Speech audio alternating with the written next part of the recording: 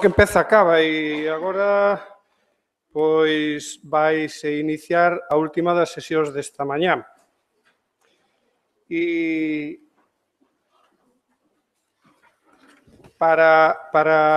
seguimos co tema dos museos, porque onte todo o día non se falou de museos. Bueno, saliu de referencia o Museo Sorolla por outros temas, sí. Por outros temas que non tiñan nada que ver co que nos vai falar hoxe, que nos vai falar sobre micromecenado, a experiencia do Museo Sorolla.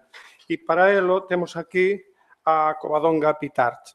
Covadonga é licenciada en Historia pola Universidade Complutense de Madrid e accedeu ao Corpo Facultativo de Conservadores de Museos do Estado, co cual somos colegas, no ano 2009. Empezou, desde entón, logo de facer as prácticas que temos que facer os facultativos do corpo en distintos sitios, ela estivo na Subdirección Xeral de Museos Estatais, que é un lugar moi recomendable para poder facer esas prácticas. La verdad que foi moi interesante. Desde ali, pois, manéxanse, no sentido, os fíos de todas as institucións de todos os museos do país, ou polo menos estáse ao tanto do que pasa nos museos do país. Xa non somente aqueles de titularidade e xestión do propio Ministerio, senón aqueles de titularidade estatal, xestión transferida, e aqueles outros tamén que non son nin de titularidade nin de xestión. Logo, como conservadora do Museo Sorolla, pois ocupou varios postos de responsabilidade nos departamentos e, bueno, ten varias publicacións, non as vou referenciar porque están recollidas aí no currículum que tedes, e tamén comisariou varias exposicións. Para nós é un tema moi importante que nos explique unha experiencia que fixeron, que levaron eles a cabo hai pouco tempo, porque os museos de titularidade estatal e xestión transferida, os museos que dependen da administración, teñen moitísimas trabas para poder facer determinadas actuacións que se poden facer con moitísima máis facilidade cando non tens que dar explicación a ninguén, cando eres o dono do propio museo. Pero que nos museos estatais, que teñen unha rigidez, que hai que resulta difícil, non? E sobre todo agora nestas épocas en que todos nos queixamos de que nos reduciron os orzamentos, todas as institucións, a crise foi o que tuvo, pensamos que é necesario tamén desenvolver determinados proxectos, determinadas ideas, e eles teñen unha experiencia que igual nos pode servir para os nosos museos. E sin máis, pois... Muchas gracias. Bueno, yo voy a intentar explicar la experiencia del museo y de la fundación. Tiene un poco de trampa este proyecto, ahora lo veréis, y también quería pediros que si en algún momento a alguien le surge alguna pregunta, pues que por favor alce la mano y me interrumpa, porque yo creo que así será más interesante. Bueno, en el año 2015 el Museo Sorolla adquirió la obra Almendro en Flor de 1889 de Joaquín Sorolla por una cantidad de 43.000 euros y con la participación de 391 mecenas aproximadamente, a través de la plataforma digital Berkami y a través también de otras acciones como por ejemplo una hucha instalada en el museo y transferencias bancarias. Bueno, ¿qué es el micromecenazgo? Aunque mi compañera ya ha hablado de su experiencia, tengo que decir que la nuestra en el museo fue bastante diferente, sobre todo porque no fue un proyecto a largo plazo, sino una experiencia puntual. El micromecenazgo es un tipo de financiación colectiva. Esto supone simplemente que un grupo de gente, de mucha gente, los mecenas, financia iniciativas de otras personas u otras organizaciones, normalmente con pequeñas cantidades, pero muy numerosas. Esto es lo que lo hace diferente a un mecenazgo tradicional, en el que normalmente una empresa da una gran cantidad hoy en día para un proyecto concreto. El micromecenazgo no es una cosa nueva, sino una cosa bastante antigua. Es lo que antes se conocía como suscripción popular. Hoy le hemos dado el nombre de crowdfunding y entonces, bueno, suena como algo muy revolucionario. Algunos ejemplos de suscripción popular, lo siento porque estuve buscando aquí en Santiago de Compostela, pero no conseguí encontrar ninguno, son por ejemplo estas esculturas en Madrid. Durante el siglo XIX la suscripción popular se dio muchísimo. Esta es una escultura que está al lado del Palacio Real, representa al cabo Noval, un héroe de la guerra en Marruecos. Y bueno, se hizo por las mujeres del país, con la reina Victoria Eugenia en cabeza, o sea que ya tuvieron una cosa clave en el micromecenazgo, que es un gran patrón, una cara visible, y la escultura, por si no lo he dicho, es de Mariano Benlliure. Otro ejemplo, por ejemplo, es la escultura del general Martínez Campos, que está en el Parque El Retiro, en Madrid, otro héroe de la guerra con Marruecos y de la política española en el siglo XIX. En cuanto al micromecenazgo, aplicado a museos, sinceramente desconozco qué museo fue el primero que comenzó con las iniciativas de crowdfunding. Sí ha habido algunos casos muy famosos, como por ejemplo este, que no sé si conocen, la campaña del Smithsonian Institution para restaurar el traje espacial de Neil Armstrong, que alcanzó los 9.477 patrocinadores y recaudó nada más y nada menos que $719.779 en el año 2015, de los 700.000 que necesitaba. Les he traído estos ejemplos básicamente porque me dan mucha envidia en países anglosajones, sobre todo, pero veremos que en Francia también esta idea del mecenazgo, de la donación, está muchísimo más arraigada que en nuestro país. Tienen, eso es cierto, también unas leyes fiscales que les aportan muchísimas más ventajas y que sin duda son un incentivo, sobre todo para las grandes aportaciones, pero tienen también una cultura de dar, de participación, y tienen una idea de que eso es importante y de que les da un cierto prestigio, bueno, un cierto no, un gran prestigio social, que es muy importante y que yo creo que es fundamental que desde las instituciones trabajemos en desarrollar en nuestro país, porque lo cierto, o al menos yo así estoy totalmente convencida, es que el futuro va por este camino. Cada vez podremos depender menos del Estado, la cultura es la hermanita pobre de todas las instituciones. Cuando llegan periodos de crisis, como el que a mí me ha tocado vivir, yo ingresé en la administración pública en el año 2009, es decir, ya en plena crisis. Mi primer sueldo ya tuvo un menos 5%, nunca lo vi completo. Y el camino está por aquí. Es cierto que no es fácil porque la propia administración pública pone unas trabas infinitas para ello. Quizá la campaña más famosa de crowdfunding en museos de todos los tiempos haya sido esta otra, la de la restauración de la Victoria de San Motracia por el Museo del Louvre. Esta restauración estaba prevista en un inicio en 3 millones de euros. A mí ya me dan risa las cifras, pero cuando se fueron a poner a ello se dieron cuenta de que necesitaban todavía 1 millón más. Los 3 primeros millones los tenían comprometidos con patrocinadores del museo, sobre todo empresas japonesas, porque en Japón las empresas y los medios de comunicación son generosísimos. Por ejemplo, no son solo grandes mecenas del Louvre, sino también del Museo Van Gogh.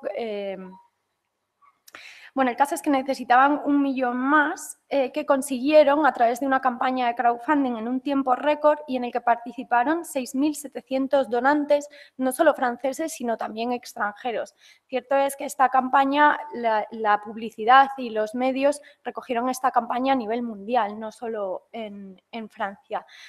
Bueno, esto tuvo tanto éxito que el Museo del Louvre ha creado de forma permanente este proyecto, Tous Mécènes, todos somos mecenas. Perdonad porque mi francés es un desastre. Y aquí os traigo como curiosidad el proyecto de este año, de este último año.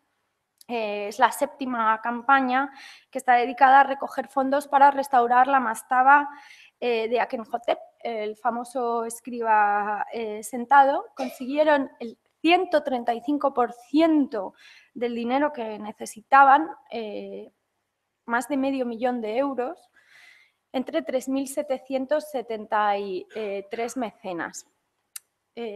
Bueno, esto yo creo que es el futuro, algún día llegaremos, yo tengo esperanza.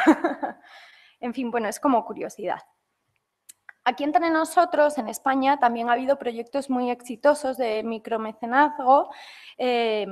Aquí en Santiago, bueno, pues se lanzó el proyecto para restaurar las fachadas de la catedral, aunque también para restaurar el Pórtico de la Gloria ha habido un patrocinio muy importante de la Fundación Barrié.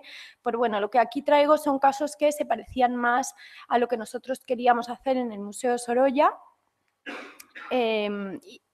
Bueno, yo tengo que decir que cuando iniciamos este proyecto, lo primero que hicimos fue estudiar a los demás, lógicamente, porque como decían anteriormente, hoy todo el día, todo más o menos ya está inventado y lo más inteligente es pues preguntar cuál ha sido la experiencia de otros.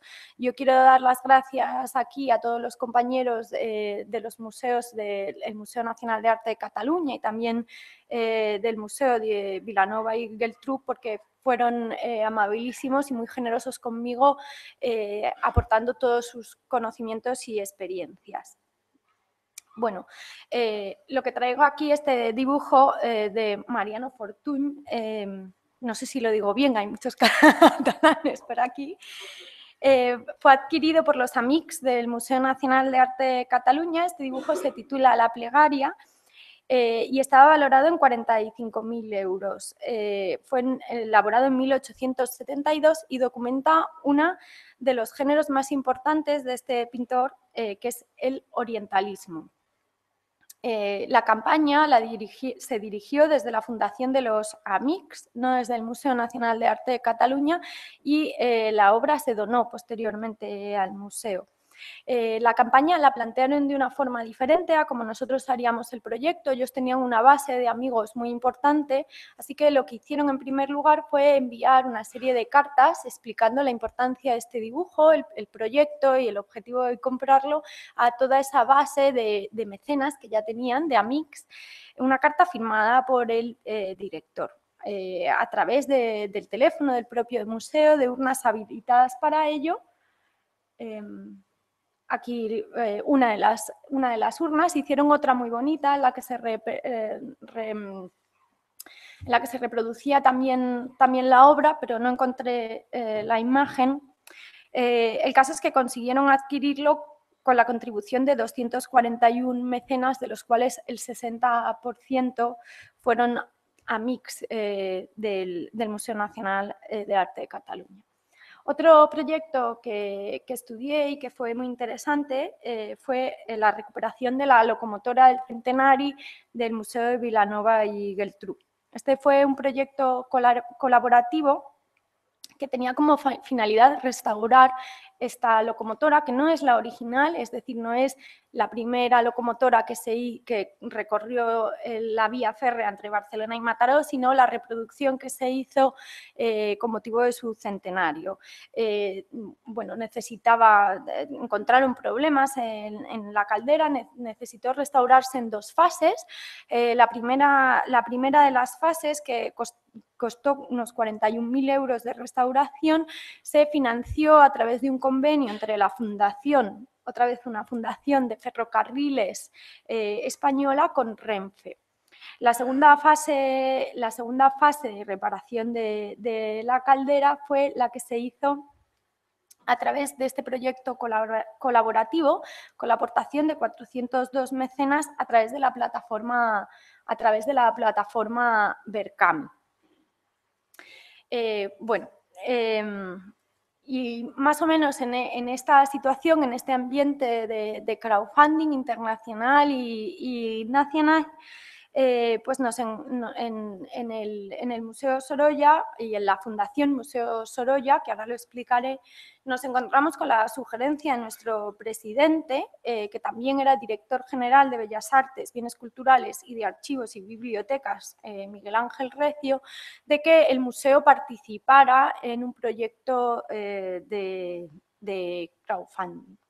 Esto se sugirió al calor, pues, de los nuevos incentivos fiscales al mecenazgo que el Gobierno había presentado ese año, en el que se modificaban las leyes del impuesto de sociedades y el IRPF para mejorar las desgravaciones fiscales de las pequeñas aportaciones y de las aportaciones en varios años. Y unos meses después surgió la oportunidad de adquirir la obra Almendro en Flor, que salía a subasta en una casa de Madrid, en subastas Alcalá. Es normal que al museo, quiere decir al Museo Sorolla, normalmente todas las casas de subastas se dirigen pues para mandarnos felizmente los cuadros que salen. Normalmente no podemos adquirir nada por cuestiones de presupuesto, pero bueno, esta vez nos pareció muy interesante y decidimos liarnos la manta a la cabeza porque esta era una obra muy especial para el museo. Bueno, ahora voy a explicar brevemente un poco el museo y la Fundación Museo Sorolla, porque es una cosa un poco chocante, pero que es la clave que hizo posible este proyecto. El Museo Sorolla, que por cierto nace también como fruto de una donación, la de Clotilde García del Castillo, la esposa del pintor. Joaquín Sorolla fallece en el año 1923 y poco después, en el año 25, su esposa decide hacer testamento y legar al Estado todos sus bienes, toda la parte que le correspondía a ella de la herencia de su marido, junto con la casa que habían construido juntos para crear un museo en memoria del pintor. Bueno, esto es un proyecto que por la correspondencia entre ellos dos conocemos que estaba en la cabeza de Sorolla hace tiempo, pero que no deja de ser una acción verdaderamente generosísima. El patrimonio de Sorolla entonces ya valía verdaderamente una cantidad impresionante y la casa, también. No solo Clotilde legó al Estado, sino hay que decir que también sus 3 hijos estuvieron de acuerdo con este legado, lo hicieron posible y lo incrementaron. Es decir, que esto fue un plan familiar de hacer una gran donación al Estado. El Museo Sorolla, por tanto, es un museo público, es un museo de todos, no es un museo privado, como mucha gente piensa, de gestión directa del Ministerio de Educación, Cultura y Deporte. ¿Qué significa esto? Pues esto significa que la jerarquía administrativa, nosotros somos una unidad administrativa, o sea, la nada. No podemos contratar, no podemos, no podemos contratar, sin más. Para todo dependemos jerárquicamente de la subdirección de museos estatales, que es quien hace este tipo de cosas. Pero el museo además tiene otra institución que está estrechamente ligada con ella, que es la Fundación Museo Sorolla, una fundación privada que según sus estatutos, y ahora voy a leer, se define como una fundación cultural privada con carácter de promoción sin fin de lucro y que tiene como objetivo promover, estimular y apoyar cuantas acciones tengan que ver con la misión de perpetuar el nombre y el reconocimiento de Joaquín Sorolla y velar porque el museo cumpla con el objetivo y los fines para los que fue creado. Bueno, ¿y cuáles son este objetivo y esos fines? Bueno, pues son los que les dio en su misión la esposa del pintor, Clotilde, y dicen en su testamento: la conservación y exposición al público de obras auténticas ejecutadas por don Joaquín Sorolla y cuantos cuadros, objetos artísticos, muebles, etcétera, existan en el 37 del Paseo del General Martínez Campos y cuantas obras se adquieran en el futuro con destino a dicho museo. Es decir, que ya en la propia misión del museo estaba prevista la ampliación de sus colecciones. Bueno, la fundación, como una fundación privada, sí tiene la suerte, más o menos, de poder gestionar su dinero, su patrimonio, puede contratar, lo cual es una herramienta absolutamente increíble de colaboración para el museo y que ha hecho posible que nuestra realidad haya cambiado mucho en los últimos años. Bueno, aquí os traía 2 obras de Clotilde. Sí. La fundación existe desde antes del museo, desde el año 32. El museo se abre en realidad como una fundación pedagógico-docente y por cuestiones que yo nunca acabo de explicar bien, en un momento dado se tiene que dividir en 2 instituciones porque legalmente no se sostenía aquello y se divide en fundación y museo. El museo es un museo estatal público, la fundación tiene su propia colección que está depositada en el museo y su propio patrimonio. Bueno, ¿cuáles son los intereses del museo para incrementar sus colecciones? Pues se centran principalmente en los vacíos en la colección. Como la colección surge de las obras que Joaquín Sorolla había dejado en su casa, pues nuestros vacíos son sobre todo la primera época del pintor y las etapas en las que lo vendió todo, que son entre 1900 y 1910. Joaquín Sorolla tuvo la suerte de disfrutar de éxito en vida y eso supuso que vendió muchísimas de las obras que pintó. También el museo está muy interesado en retratos de la familia, por razones obvias, porque son los fundadores del museo, y en todas aquellas obras en las que la casa aparece representada, que son muchas, por ejemplo, todas las series de jardines de la casa.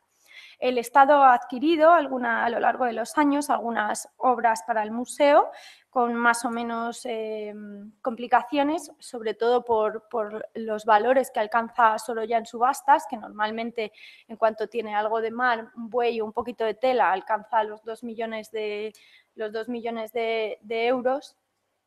Este que traigo aquí es la última adquisición del Estado, es el retrato de don Antonio García del Castillo, el hermano de Clotilde, el amigo de Sorolla. Es a través de Antonio como Sorolla entró en contacto con la familia García del Castillo, que fue fundamental dentro de su trayectoria.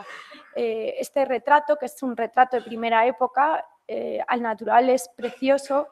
Fue adquirido en 2014 por 135.000 euros, que fue un precio buenísimo, la verdad. Otras adquisiciones del Estado son, por ejemplo, esta Marina, de muy primera época. De hecho, es un cuadro que nadie reconocería como de Sorolla, ni siquiera yo misma, fuera de contexto. Moro con naranjas, también dentro de ese orientalismo, muy de Fortuny y del siglo XIX. Pillo de playa, otro cuadro de muy primera época, aunque en el que ya Sorolla va entrando en estos temas de mar, pero todavía sin la soltura de pinceles que luego adquirirá. Bueno, volviendo al Almendro en Flor, ¿por qué era importante? ¿Por qué elegimos este cuadro? ¿Por qué nos decidimos hacer este proyecto cuando esta posibilidad llegó a nuestras manos? Bueno, pues porque, en primer lugar, este cuadro pertenecía a la colección de Elena Sorolla, de la hija pequeña del pintor. Esto significa que fue uno de estos cuadros que Joaquín Sorolla guardó para sí mismo en su colección hasta que falleció.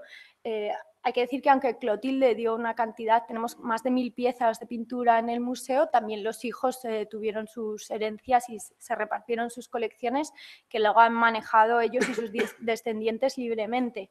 Bueno, pues este cuadro, digamos que le tocó a Elena en el reparto. Pasó posteriormente a una colección particular, pero está numerado y sellado en la testamentaria de Sorolla, en el reverso. Aquí detrás podéis ver que pone 9F, esas son las series en las que se dividió la colección para el reparto cuando se hizo el inventario de todos los bienes que había en la casa, y ES son las iniciales de Elena Sorolla. Así que, bueno, este cuadro era importante para el pintor y por eso permaneció entre esos cuadros que se guardó para sí mismo y que no se vendió.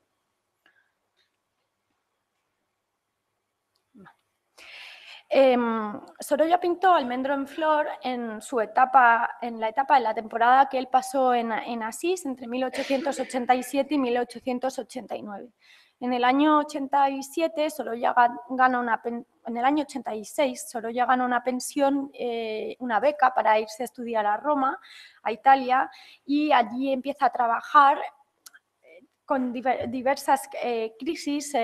Fracasa en uno de sus cuadros más ambiciosos, El entierro de Cristo, y esto le supone, bueno, pues una verdadera crisis personal. Se haya perdido en ese camino que él busca para la pintura, y animado por otros amigos, por Mariano y José Benlliure, se traslada a la localidad italiana de Asís. Allí estará 2 años, entre 1887 y 1889. En mitad de este tiempo vuelve a Valencia y se casa con la que será el amor de su vida, Clotilde García del Castillo, y se traslada con ella allí. Siempre estos años en Asís serán recordados por la pareja como una etapa de muchísima felicidad, como unos años muy románticos. Incluso en 1917 escribe a Clotilde y le dice: la vida aquí, estando como hoy solo, me recuerda a Asís entre olivares, aunque carece de nieve. Bueno, son constantes los recuerdos a esa etapa muy feliz en Asís a lo largo de la correspondencia entre los dos. También en Asís es cuando Sorolla encuentra el que será su camino a seguir, que será sobre todo ese estudio y ese trabajo en el natural. Él comienza a trabajar en este tipo de pequeñas obras. Si os habéis fijado, el cuadro no tiene grandes dimensiones, es una tabla en madera. Este tipo de obras él las llama pequeñas notas o notas de color. Son estudios rápidos, más o menos acabados, algunos son simples apuntes, otros son obras que servirán para trabajos definitivos en mayor formato. Este tipo de pintura, la tabla en pequeño formato, es bastante frecuente en pintores de la época. Se llevaban en pequeñas cajitas portátiles en los que transportaban ya los entonces tubos de color, y simplemente pues iban haciendo este tipo de apuntes de los que el museo conserva una colección importante. Muchas veces son más bonitos incluso que obras acabadas porque tienen mucha más espontaneidad y mucha más inmediatez a la hora de pintar. Es decir, que además de ser un cuadro de la colección del pintor, era un cuadro de una etapa de la que nosotros tenemos poca obra, como es esa primera etapa, y de una etapa que fue especialmente importante en el desarrollo de la pintura y de las relaciones familiares de Joaquín Sorolla García. Así que, bueno, era importante para nosotros adquirir esta obra y además tenía una característica más, y es que tenía un precio más o menos asumible. La obra en total costó 43.000 euros, aunque salía a subasta por un poco menos, ahora explicaré por qué. Y bueno, no es fácil encontrar un Sorolla interesante con un precio asumible, como os decía. Así que nos pusimos, bueno, me he dejado algunas imágenes de esta etapa en Asís, muy bonitas. Por ejemplo, este dibujo de Clotilde en el que Sorolla apunta a mi discípula sobresaliente y la retrata, bueno, pintando. Aquí alguna otra tablilla que pertenece al museo, como por ejemplo este otro almendro. Bueno, el museo de hecho en su jardín tiene un almendro. Sorolla plantó un almendro en su casa en recuerdo a estos que veía en Asís. Bueno, el caso es que decidimos liarnos la manta a la cabeza, tengo que decir que bastante inconscientemente, y iniciamos el proyecto. ¿Qué tuvimos que hacer para empezar con este proyecto? Bueno, pues en un primer lugar ir a la casa de subastas y firmar un preacuerdo de compra, porque esto era un cuadro que iba a salir a subastas, así que tuvimos que explicarles que teníamos mucho interés, que el museo a través de su fundación quería hacer este proyecto, adquirir esta obra, y firmamos un preacuerdo de compra para que ese cuadro, digamos, que se guardara para nosotros. Además, bueno, después de estudiar los proyectos que ya os he presentado, se decidió llevar a cabo el proyecto a través de la plataforma Berkami, así que nos pusimos en contacto con ellos y también firmamos un contrato. ¿Por qué decidimos hacerlo a través de Berkami? Bueno, porque ellos ya tenían experiencias con otras instituciones museísticas, habían trabajado con el Museo de Vilanova y Geltrú, ofrecían una plataforma para la gestión, sobre todo para la gestión del dinero, que es una cosa muy complicada. Incluso las cosas más tontas os explicaré más adelante, los quebraderos absurdos de cabeza que nos dieron. Esto es una plataforma en la que uno puede entrar, elegir la cantidad en la que quiere aportar, mete su número de tarjeta y solo recoge el dinero si el proyecto sale adelante. Es decir, ellos cobran a las personas que deciden participar cuando el tiempo del proyecto finaliza. Así que ellos nos ofrecían una plataforma para la gestión del dinero para la gestión del dinero, que para nosotros era clave. Además, el museo entonces no contaba, ahora la verdad que tampoco mucho, con una base de amigos o mecenas potente. Nosotros habíamos lanzado los amigos de la Fundación Museo Sorolla en junio del 2015 y entonces contábamos con unos 60 amigos aproximadamente, que no era un número significativo para llevar a cabo un proyecto a la manera que lo había hecho el Museo Nacional de Artes Decorativas. Bueno, ¿qué contras tiene el servicio de esta plataforma? Pues que cuesta dinero. Ellos en el contrato nos pedían el 5% de la cantidad que se recogiera, que se sumó al dinero que costaba el cuadro, y además también te cobran el coste de la gestión de las tarjetas de crédito. Así que bueno, también es una decisión que hay que pensar, pero para nosotros era la única forma viable de hacer esto. El tercer paso en el inicio de este proyecto, que es lo más importante y lo más difícil, casi lo más difícil que hicimos, fue firmar un convenio con el Ministerio de Educación, Cultura y Deporte. La fundación, que es la que llevó a cabo este proyecto, es una fundación, como he dicho, privada. No puede, aunque sus relaciones con el museo son muy estrechas, la fundación, como una fundación privada, no puede disponer ni del museo, ni de sus instalaciones, ni de su personal, ni de nada, sin un convenio con el Ministerio que rija estas relaciones. Así que lo primero que tuvimos que hacer fue convencer al Ministerio de hacer este proyecto, hacer un convenio, que es un convenio público, se puede consultar, en el que se regían las relaciones de este proyecto, cómo la Fundación iba a utilizar los espacios del museo. Y además el convenio tuvo una segunda finalidad muy potente y es, bueno, cuando uno se pone a investigar sobre el micromecenazgo, todo el mundo te recomienda cosas que a largo plazo parecen obviedades, como por ejemplo que para tener éxito necesitas unos mecenas o patrocinadores potentes. Nosotros no los teníamos en nuestra base, digamos que de colaboradores. Por ejemplo, cuando el Louvre decide restaurar la Victoria de San Motracia, tiene unas empresas japonesas que les aporta el 75% del coste del proyecto. Cuando el Smithsonian decide restaurar el traje, también, aunque ahora no recuerdo qué empresa exactamente, pero bueno, lo ponía en la página, en la página web. O sea, todo el mundo te recomienda tener a alguien potente detrás de ti. Bueno, nosotros nos dirigimos a la Subdirección de Protección de las Bellas Artes, que es la que se dedica a las compras en el Ministerio, y no sabe muy bien cómo todavía conseguimos convencerles de que participaran, de que se sumaran y nos apoyaran en la consecución del dinero que nosotros no consiguiéramos, si no lo conseguíamos todo, que no lo conseguimos al final de este proyecto. Y eso no sé muy bien cómo lo combinamos y así fue. Bueno, y cuando ya tuvimos todo esto, nos pusimos a desarrollar una campaña de marketing. Buscamos un lema, con Sorolla ser un mecenas está a tu alcance. Desarrollamos las distinciones honoríficas, que fueron un verdadero quebradero de cabeza. ¿Por qué? Bueno, porque existe un informe vinculante del Ministerio de Hacienda, que en el que se dice que cuando alguien da un dinero, una donación, no se le puede dar ninguna compensación que tenga, digamos, que pueda tener una cantidad que se considere una remuneración de alguna forma económica, y que si no, esa cantidad debe de descontarse los beneficios fiscales de esa donación.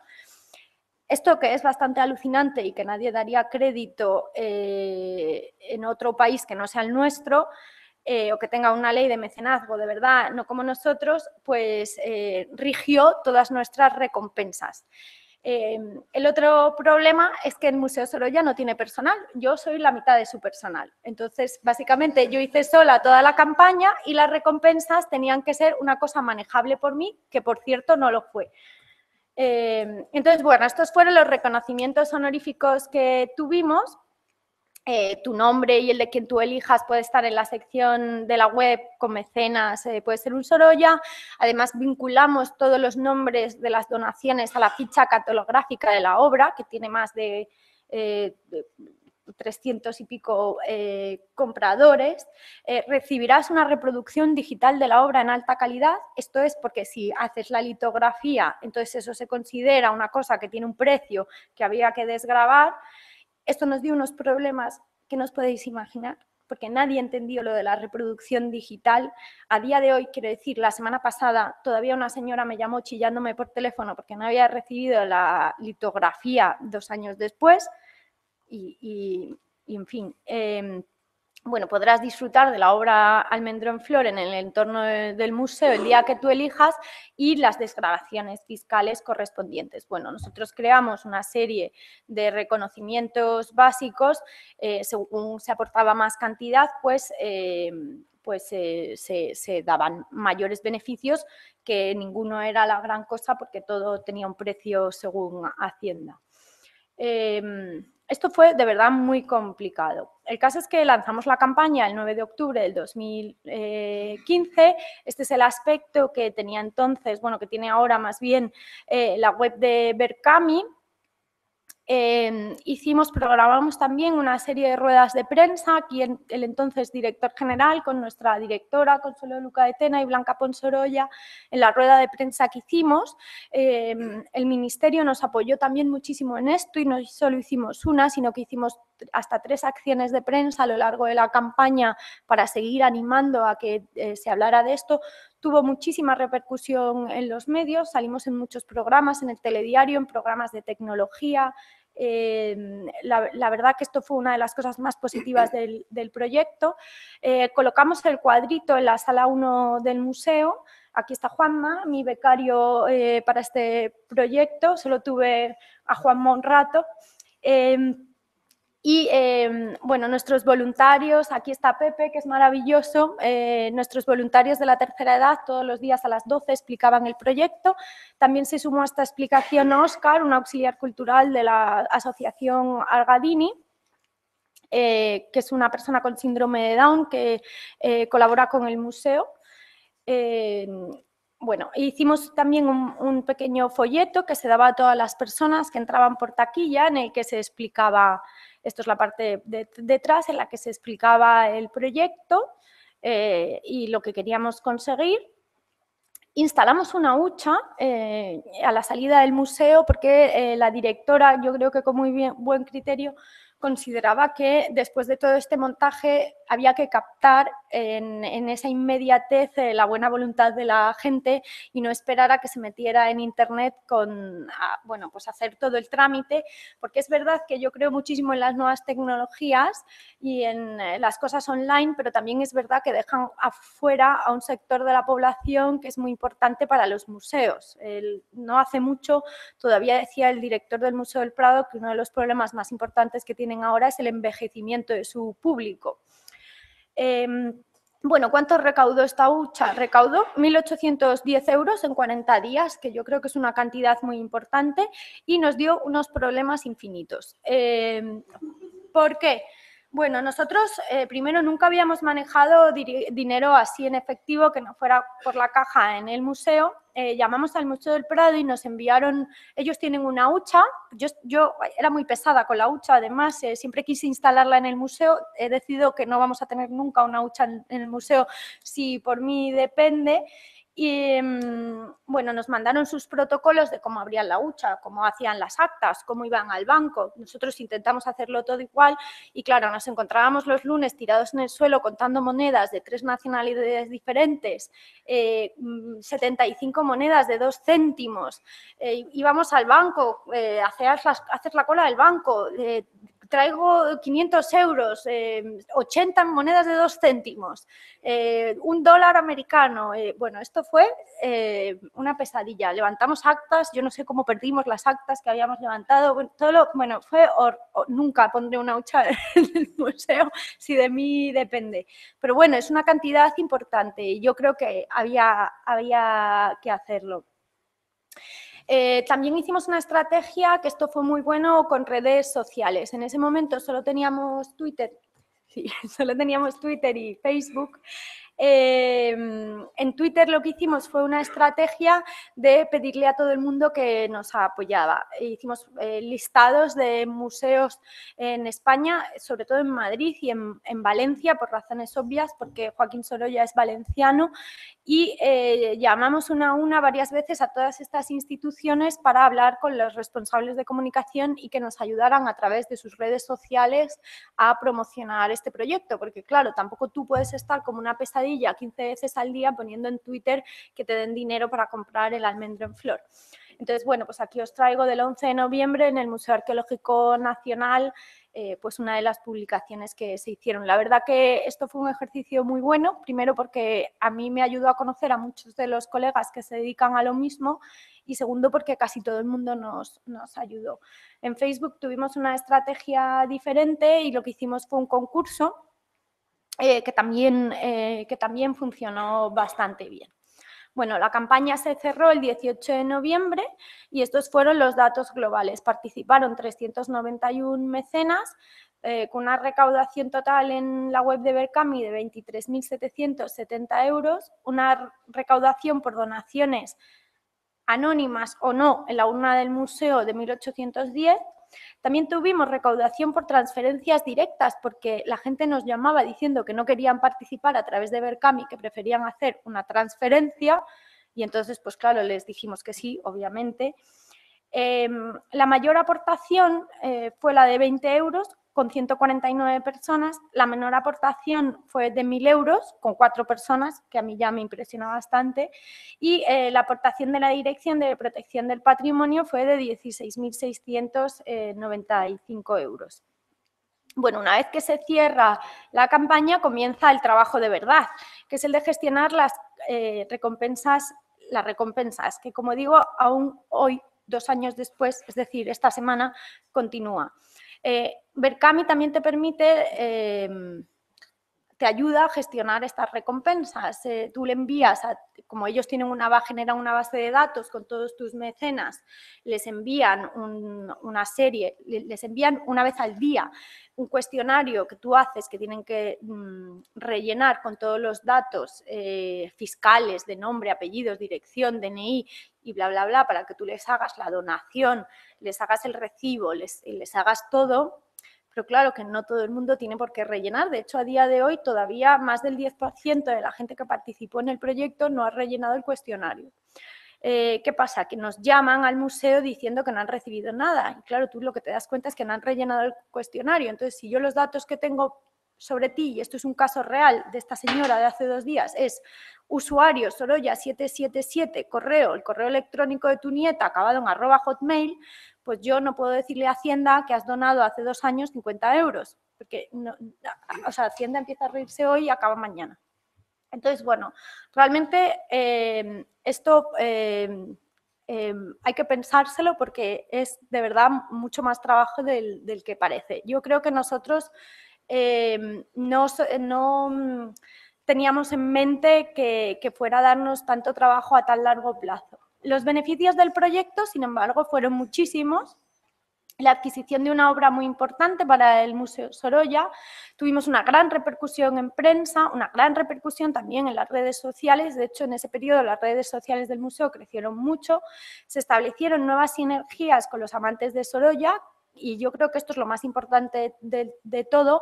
En este cuestionario que Berkami enviaba, nosotros hicimos una opción de que la gente pusiera sus comentarios y la verdad que era impresionante ver cómo la gran parte de los comentarios era de la gente dándote a ti las gracias por dejarles participar en este proyecto, cuando eres tú el que les tienes que dar las gracias porque te han ayudado a adquirir una obra nueva para el museo. Así que yo creo que eso es sin duda el beneficio más grande del proyecto y en lo que hay que seguir trabajando, que es en buscar que la colaboración de la gente particular y de las grandes empresas sea algo satisfactorio y algo bueno, no solo para los museos, sino también para ellos. Bueno, lo otro muy curioso es que esta acción se ha convertido en un caso de estudio y por eso estoy hoy aquí.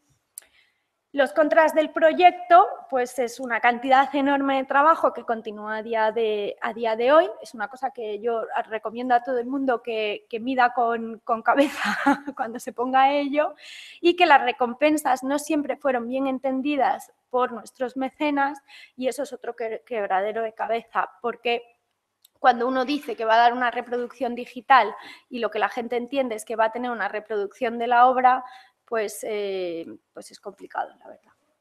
Y nada más, muchas gracias.